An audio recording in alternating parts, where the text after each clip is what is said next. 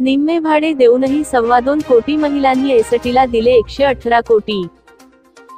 महिला सन्मान ची कमाई 8 महिन्यात लालपरी मालामाल. जळगाव.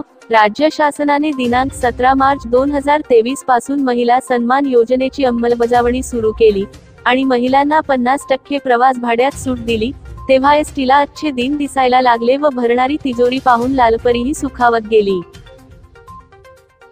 योजना लागू झाल्यापासून 8 महिन्यातच महिलांनी भाड्यापोटी जळगावच्या एसटी तिजोरीत तब्बल 118 कोटींवर रोकड टाकली.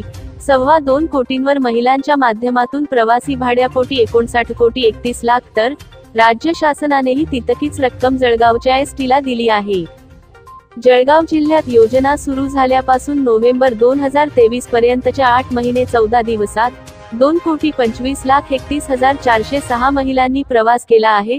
यातून महामंडळाने प्रवास भाड्यापोटी 59 कोटी 31,47,845 रुपये वसूल केले आहेत.